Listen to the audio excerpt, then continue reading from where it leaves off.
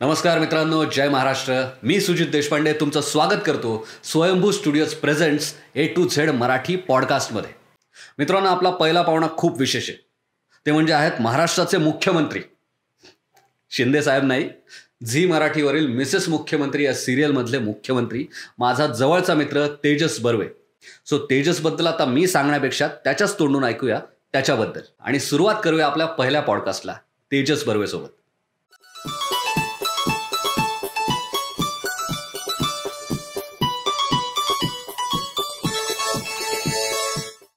तेजस भाऊ, बऱ्याच दिवसांनी भेटतोय आपण. यस. लग्न कधी करतोयस? खूप लवकर. बरं, म्हणजे बॅचलर पार्टी आम्हाला लवकरच मिळणार आहे बहुतेक. बरं, मला सांग, कुठल्या तू मॅट्रिमोनियल साईटवर आहेस? म्हणजे आमच्या व्ह्युअर्सना जरा बरं पडेल तुला शोधायला. मॅट्रिमोनियल साईटवर कुठल्याच नाही. मला खरं घरचे मागच्या वर्षी 2 मॅट्रिमोनियल साईटची मेंबरशिप गिफ्ट करणार होते. बरं, पण मग त्यांना दया आली जरा माझी. कशाला 1-2 वर्ष घे जरा, जगू. ठीक आहे, काय नाही झालं तर ठीक आहे, आपण करू थोडीशी कारस्थान झालीच तर आपलं काय. आपण नाही म्हणायचं नाही येणाऱ्याला, काय आपला स्वभाव होतो. सो पहिला प्रश्न तुला असा की सुरुवात कशी झाली? तू तुझी पहिली ऑडिशन कशी क्रॅक केलीस? पहिली ऑडिशन मी खरं सुरुवात केली ती SP कॉलेज पासून सुरुवात केली, नाटकापासून, पुरुषोत्तम करंडक, फिरोदिया करंडक पासून. आणि तिथपासून नाटक करता करताना ती नाटकाची किंवा जी ऍक्टिंगची जी एक झिंग असते ती झिंग चढत गेली. आणि ती नशा, ती झिंग एकदा चढली की उतरत नाही, तुलाही माहिती आहे. तर तशीच ती सुरुवात झाली आणि खूप कोइन्सिडेंटली मी इकडे वळलो. ओके. अभिनयाकडे. आणि पहिली ऑडिशन मला आठवते की मी पॅरलली तेव्हा म्हणजे माझं एक असं होतं, मला घरच्यांनी सुद्धा सांगितलं होतं की ठीक आहे, तुला काय नाटक वगैरे करायचं तर कर, पण नोकरी पण कर, म्हणजे बरोबर जमलंच तर, ते जे घरच्यांचं असतं. हा, बरोबर. सो मी पॅरलली काय करत होतो, मी अंडर ग्रॅज्युएट होतो, मी फर्स्ट इयर नंतर कॉलेज सोडलं मी आणि एक्सटर्नल करत होतो. ओके. पण मी तेव्हा कॉल सेंटरचे इंटरव्ह्यू देत होतो. बऱ्याच कॉल सेंटरचे इंटरव्ह्यू फेल झाले होते माझे. आणि पॅरलली मी ऑडिशन वगैरे पण देत होतो. सो घरच्यांचा असा काही विरोध नव्हता म्हणजे इकडे येण्यासाठी असं म्हणून. पण म्हणलं की ठीक आहे, इथे कॉम्पिटिशन खूप आहे आणि सगळंच जरा ट्रिकी आहे, सो एक नोकरी आपली फिक्स असू दे असं म्हणून त्यांचं असं म्हणणं होतं. सो करता करता वन फाईन डे अचानक एक ऑडिशन माझी सिलेक्ट झाली. ओके. झी युवा साठी. आणि तिकडनं मला पहिली सिरियल मिळाली. पण ती ऑडिशन सुद्धा मी अशीच घरून शूट करून पाठवली होती. सो मला जिंदगी नॉट आउट टेलिकल मीडियाची सिरियल होती. राईट. पण ते पण नाव माझं सजेस्ट केलं होतं अतुल सिधा यांनी. ओके. अतुल गगांनी माझं नाव आणि माझे फोटोज वगैरे तिकडे पाठवले होते. करेक्ट. आणि मला रेफर केलं होतं. सो त्यांनी साधारण आय गेस माझं काम पाहिलं होतं नाटकातलं पूर्वी कुठलं तरी, त्यामुळे त्यांना साधारण अंदाज होता की हा कसं काम करू शकतो. आणि ते खूप कोइन्सिडेंटली तो ऑडिशनचा योग आला आणि ती क्रॅक झाली. मला वाटलं कधी स्टेशनवर झोपायची वेळ आली नाही, कधी असं उन्हातान्हात ऑडिशन देत भटकते वगैरे, अशी सुरुवात माझी अशी झाली नाही. स्वामींच्या कृपेने ती पटकन झाली. करेक्ट.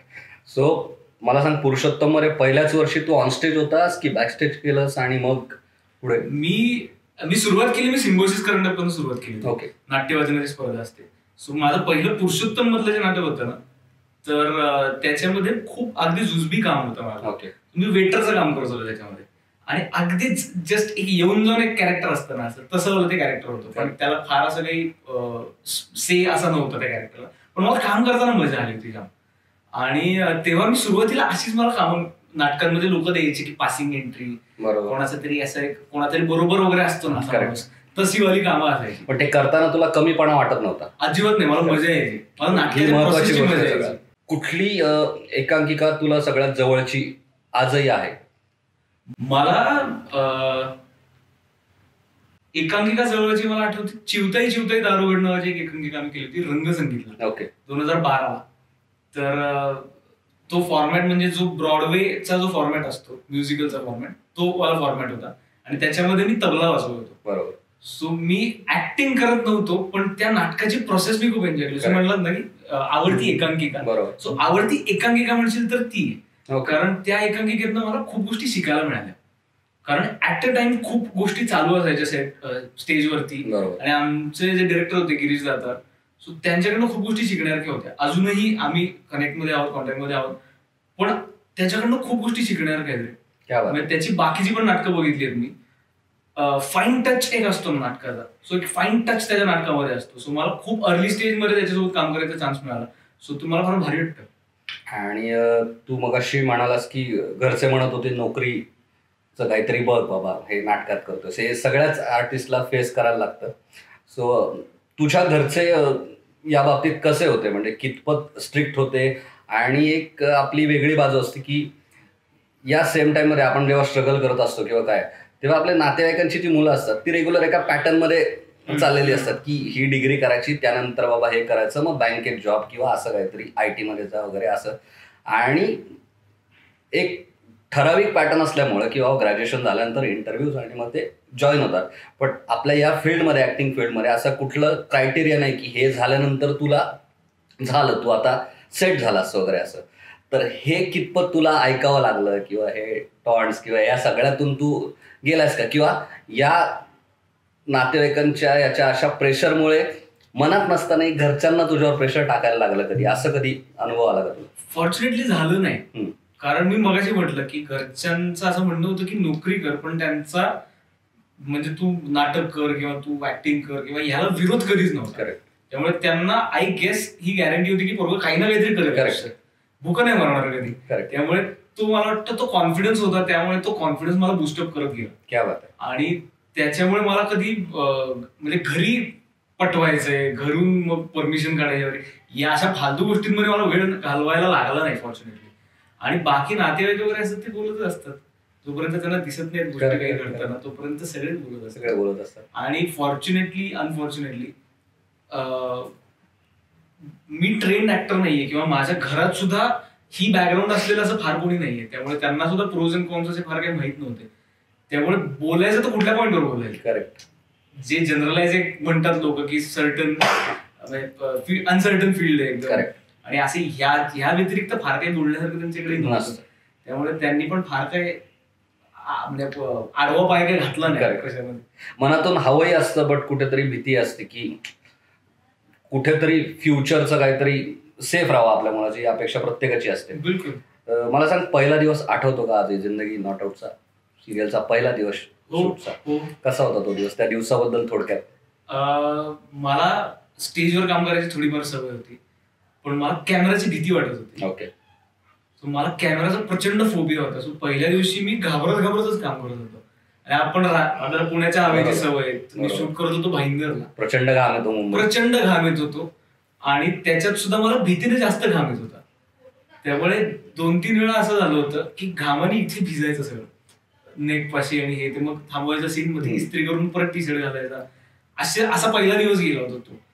आणि पहिल्याच दिवशी माझ्यासोबत खूप काय म्हणतो म्हणजे आपण एक अकोमोडेट करून घेणारे लोक असतात ना, असे ज्यांना कळतं की या पोराची जरा थोडीशी तंतरली आहे, त्याला थोडंसं कम्फर्टेबल करूया, त्याला जरा आपल्यात घेऊया, त्याला जरा फ्लो मध्ये आणूया.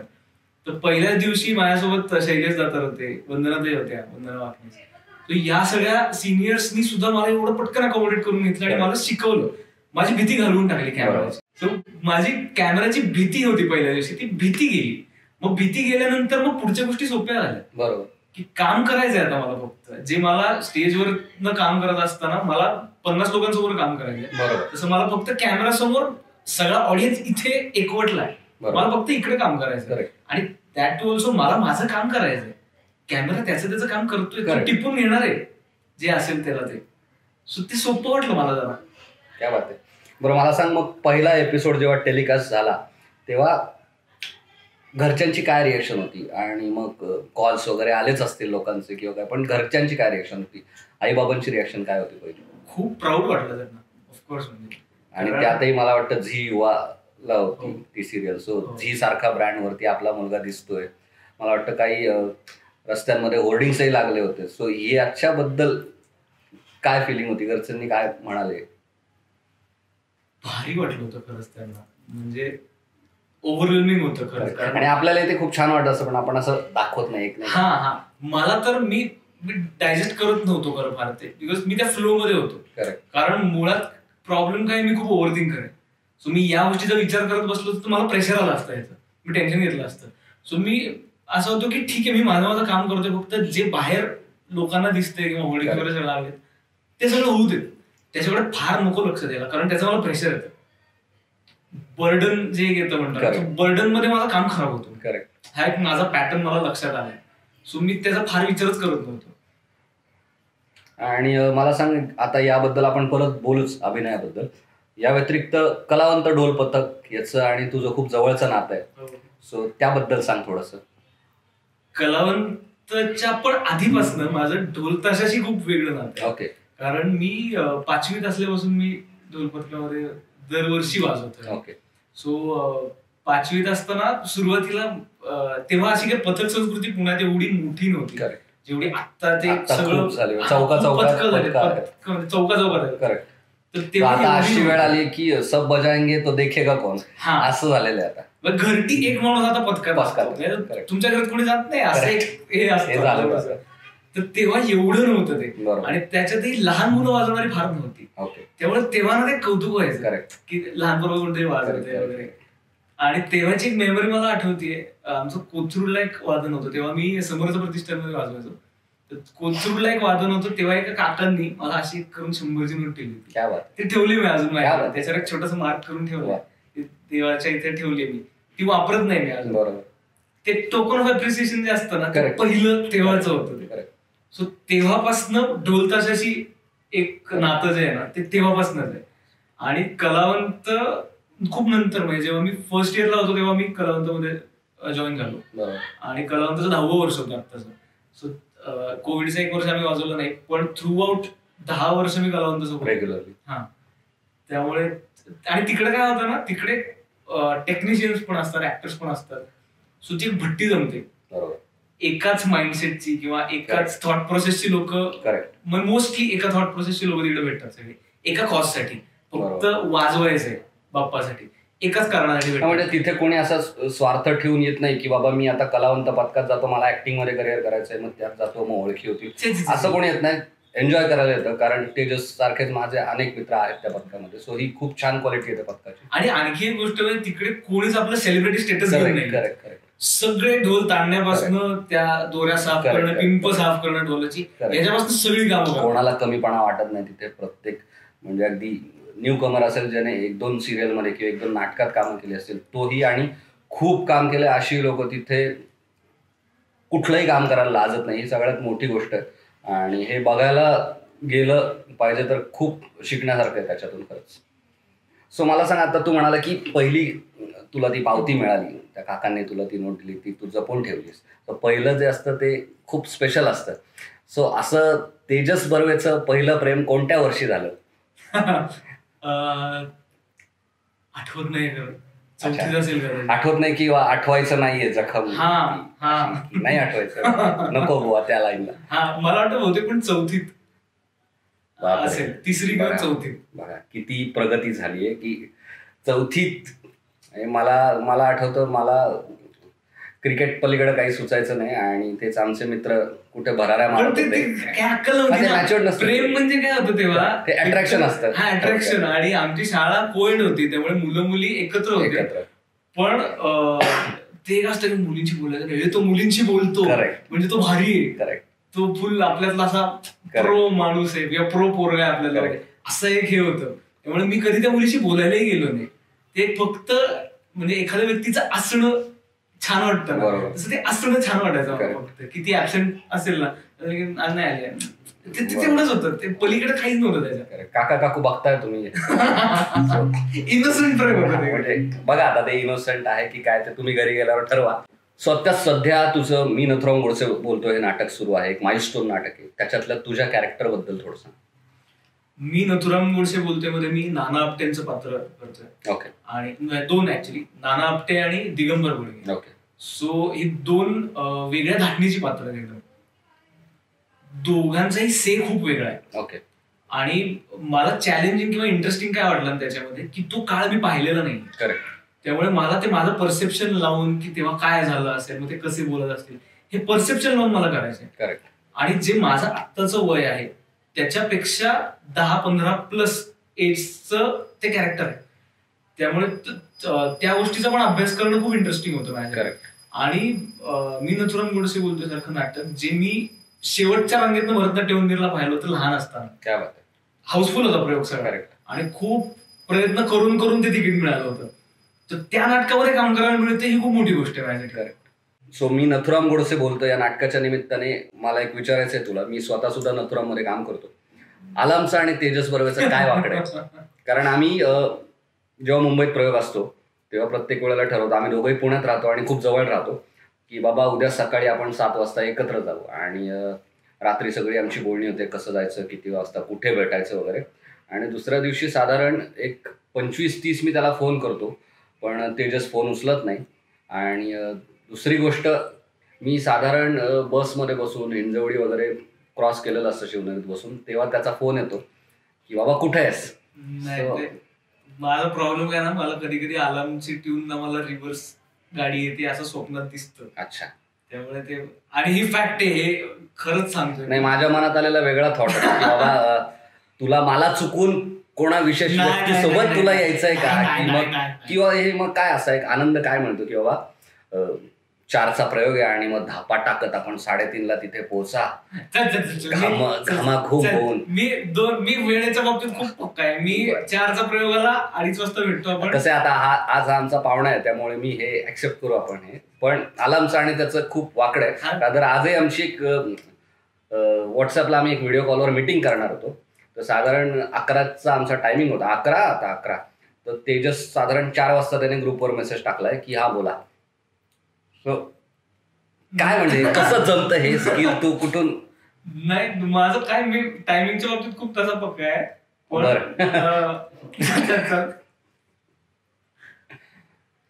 नाही, मला खरंच, पण मला काय असं वेगळं कोणाबरोबर यायचं नसतं.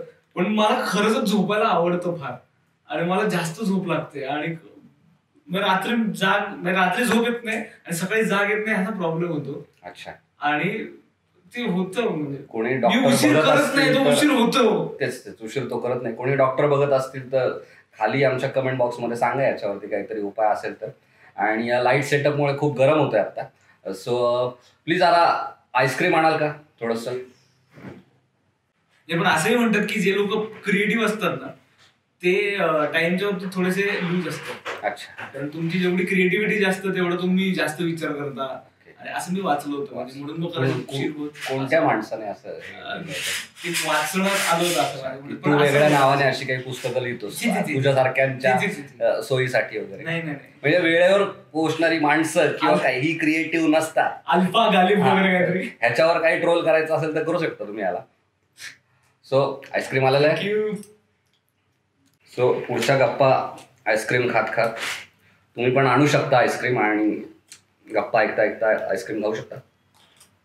तुला न आवडणारी तुझी एखादी सवय ज्याने तू खूप कधीतरी गोत्यात आलाय, खूप मेजर प्रॉब्लेम मध्ये तू?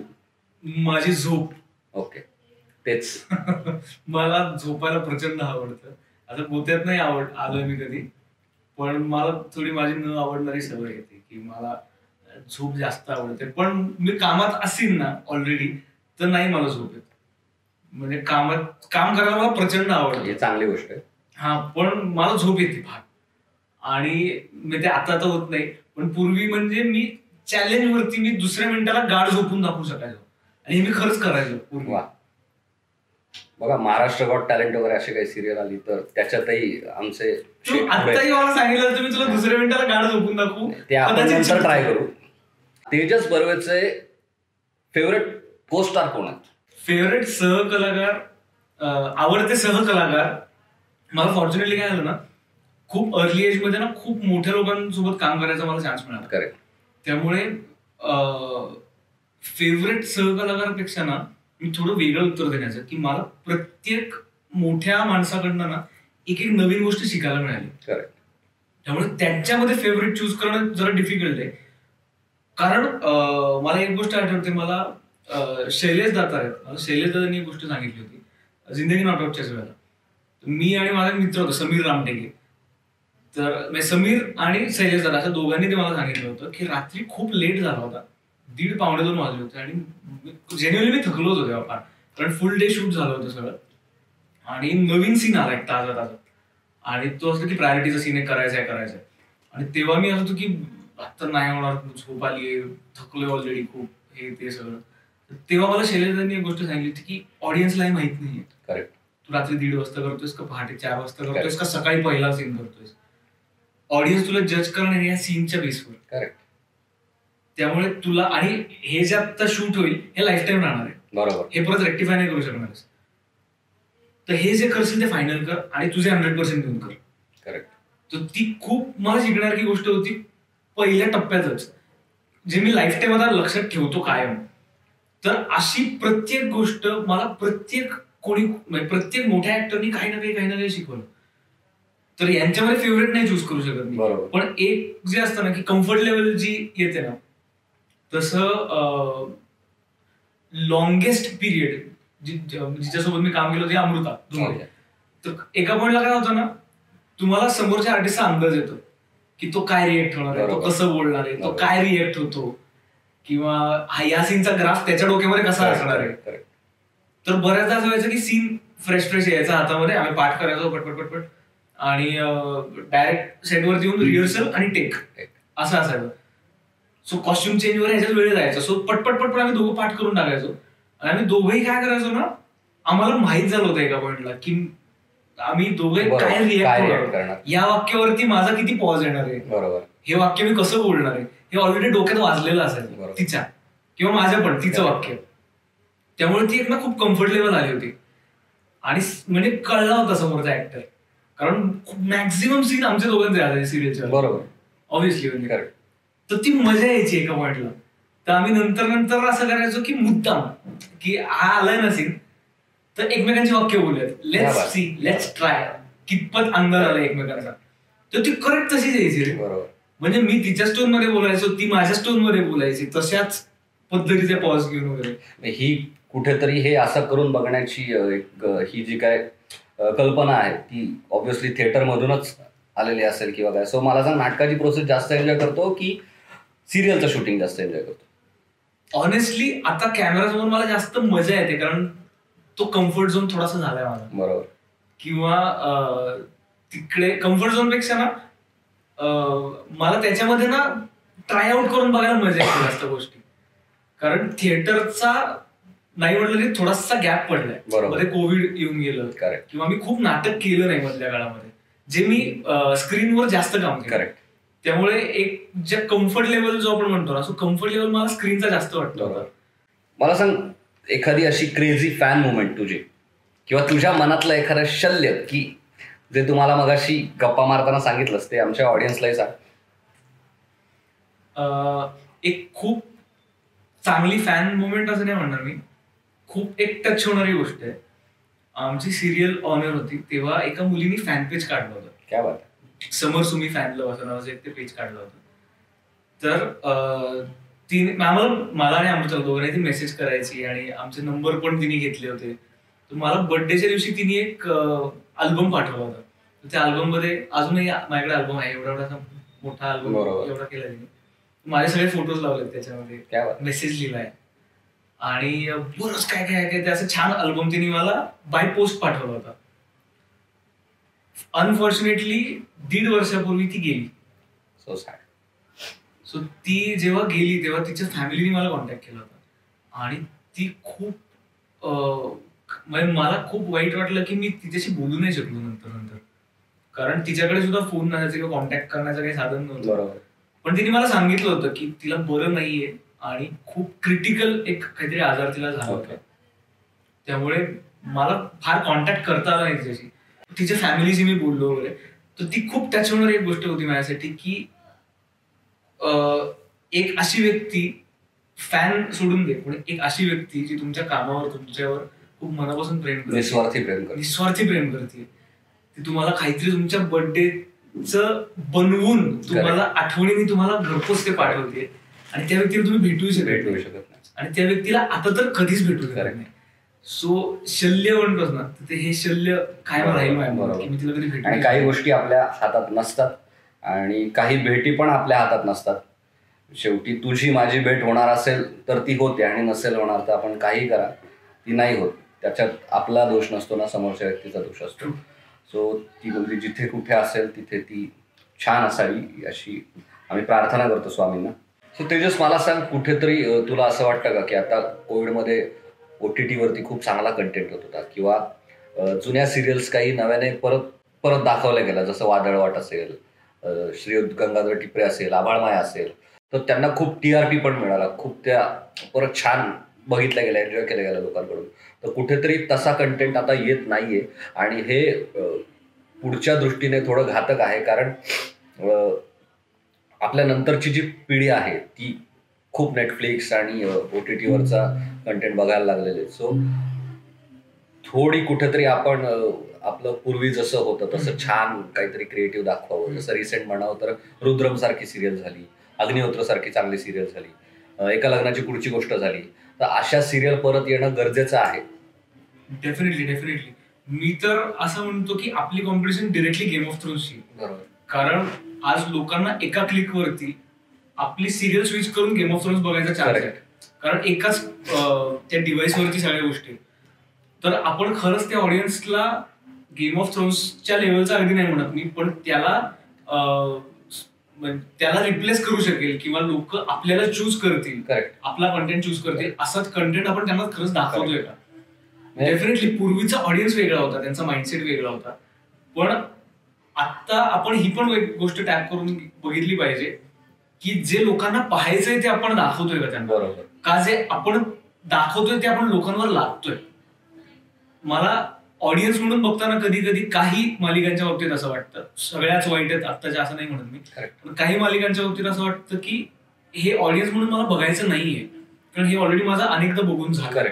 किंवा या पद्धतीच्या गोष्टी किंवा या मी 10 वर्षापूर्वी कदाचित एन्जॉय केल्या असत्या, आता मला ते रिलेट होत नाही किंवा मला मजा येत नाही बघायला, मग मी का बघतोय. म्हणजे ते मेकर्स किंवा ती गोष्ट बनवणारे ती गोष्ट आपल्यावर लागतायत. तर कधीच आपल्याला सुद्धा बिंग ऍक्टर कुठलीच गोष्ट किंवा आपलं काम ऑडियन्सवर लादायला नाही आवडत. करेक्ट. काही वेळेला असं होतं की एखादा सीन येतो आणि ते आपल्यालाही पटत नसतं की असं काही नसतं रे, पण तरी आपण तो कन्व्हिक्शनने करतो. अगदीच. कुठेतरी माहित असतं की अरे हे कसं दिसेल किंवा हे काय आहे. आणि हे महत्वाचं म्हणजे आम्ही आमचं मत मांडतोय. म्हणजे इव्हन आम्हाला अभिनेते म्हणून सुद्धा की सोशिक बायकोचा एक खूप डॉमिनंट नवरा किंवा अशा पद्धतीपेक्षा वेगळं काहीतरी कॅरेक्टर करायची सुद्धा इच्छा आहे. खूप मजा येईल खरंच ते कॅरेक्टर करायला, कारण फक्त तेवढेच कॅरेक्टर नसतात ना. आपल्या आसपास जरी आपण बघितले तरी वेगवेगळ्या प्रकारचे लोक असतात. एका फॅमिलीमध्येच किती प्रकारचे लोक असतात, ते आपण कधी गंगोरे एक्सप्लोर करणार. या जुन्या सिरियलची नावं घ्यायचं कारण असं, यातल्या ज्या ज्या दाखवल्या गेल्या ना त्या माझ्यासोबत माझ्या भाच्याने लॉकडाऊनमध्ये एन्जॉय केल्या. सो त्याला तो कंटेंट आवडला, पुढच्या पिढीला तो कंटेंट आवडला, पण त्याला आत्ताचा नाही आवडत. बरोबर. त्याने आवडीने बघितले गंगाधर टिपरेचे एपिसोड, त्याने आवडीने बघितले, आभाळमायाचे एपिसोड त्याने आवडीने बघितले.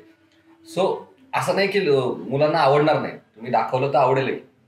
डेफिनेटली. आणि म्हणजे नॅशनल टेलिव्हिजन किंवा फॅमिली ड्रामा वगैरे जेव्हा म्हणतात तेव्हा थोडेसे लिमिटेशन्स येतात की तुम्ही अगदी OTT लेवलच्या गोष्टी तिथे अनसेन्सॉर्ड गोष्टी आपण काही दाखवू शकत नाही. अशा सिरीज सुद्धा आहेत की ज्यात चालायला बोल्ड कंटेंटची गरज नाही लागत. अगदीच. ती साधी सिंपल गोष्ट असू शकते की जी प्रत्येकाला रिलेट होईल, प्रत्येकाला आपली वाटेल, जी वेळात वेळ काढून लोकांना बघावीशी वाटेल. अशाही गोष्टी आहेत. आत्ताही टेलिव्हिजनवर चालू असणारा अनेक सिरियल्स अशा पण आहेत की मी सुद्धा आजही वेळात वेळ काढून बघतो. दिल दोस्ती दुनियादारी खूप छान. सगळ्याच म्हणजे अगदी आपल्या नंतरच्या जनरेशननी, आपल्या आई बाबांनी, आजीने, त्यांनी ती सिरियल एन्जॉय केली. छान. बेसिकली ज्यांना कंटेंट म्हणजे ऑडियन्सला कंटेंट जेव्हा रिलेट होतो तेव्हा ऑडियन्स त्याची मजा घेतो. आपण रिलेटेबल गोष्टी ऑडियन्सला दाखवल्या पाहिजेत.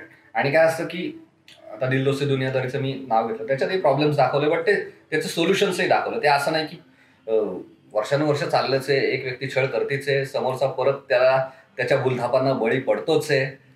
असं किती वर्ष आपण खिरीत टाकलेली पाल बघणार, किती वर्ष फरशीवर टाकलेलं साबणाचं पाणी, पुढे पण कधीतरी झाला पाहिजे. करेक्ट. सो हाच महत्वाचा एक मला मुद्दा वाटला. आणि एक तुझ्या बाबतीत घडणारी गमतीशीर गोष्ट, यशोमन आपटे. सो तो काय किस्सा आहे? खूप लोकांना मी आता कालचाच एक किस्सा आहे. मला एक काकू आल्या तर मला त्यांनी सांगितलं की तुम्ही वेड्याचं काम खूप छान करता. मी त्यांना थँक्यू म्हणलं, कारण मी पण यशवंतची सिरियल फॉलो करतो, शुभमंगल. तर हे बऱ्याच लोकांचं कन्फ्युजन होतं, कारण मला माहित नाही काय त्यांना सांगितलं माझ्यासाठी यशवंतमध्ये, पण बरेच लोक कन्फ्युज होतात किंवा मला हे सुद्धा विचारतात वैदेही कशी आहे. तर हे अजूनही होतं. म्हणजे पण मला एक चांगली काय गोष्ट वाटते ना, अगेन आता जे आपण सिरियलचं बोलत होतो की जुन्या सिरियल जे छान वाटतात, जे रिलेटेबल वाटतात, फुलपाखरू ऑफ एअर जाऊन बरीच वर्ष झाली, आजही लोक विचारतात वैदेही कशी आहे, हे मानसला विचारतात. आता मी तो नाहीच आहे, पण अगेन त्या सिरियलची पॉप्युलरिटी ही एवढी आहे की लोक अजूनही ती गोष्ट आठवते लोकांना आणि ती परत परत विचारतात. बरोबर. म्हणजे ती आता परत लागली तर लोक तेवढ्याच आवडीने बघतील. अगदीच रील्स वरती ती ट्रेंडिंग मध्ये असते सिरियल. पण मला यशोमन म्हणून बरेच लोक फसतात. यशोमनचं पण याच्यात कौतुक आहे की त्याच्या कामाचं अप्रिशिएट केलं जाते, त्याचं काम खूप छान काम त्याचं चाललंय. यशोमन कडून कधी असा किस्सा ऐकायला मिळाला की त्याला तेजस बर्वे म्हणून ओळखतो? हो, यशोमननी सुद्धा मी म्हणून काही वेळा फोटो दिलेले आणि मला सांगितलंय. पण मला छान वाटतं. म्हणजे हे सोपं झालं. पण म्हणजे जिथं तेजस बर्वेच्या तारखा मिळत नसतील तिथे यशोमन, जिथे यशोमनच्या तारखा मिळत नसतील तिथं तेजस जाईल. हे तुम्ही दोघांनी करून घेतलं. करू शकतो. पण आणखी आम्ही दोघं काय करतो ना, आम्ही कन्फ्युज नाही करत की मी तो नाहीये, हे आम्ही सांगत नाही.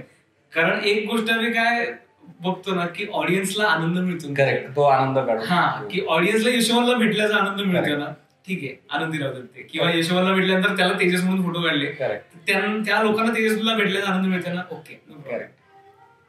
सो आपण लवकरच आता संपूया एपिसोड. नवीन काय येतंय किंवा कधी येतंय, किंवा तेजस बर्वे आम्हाला 70 mm वर कधी दिसेल?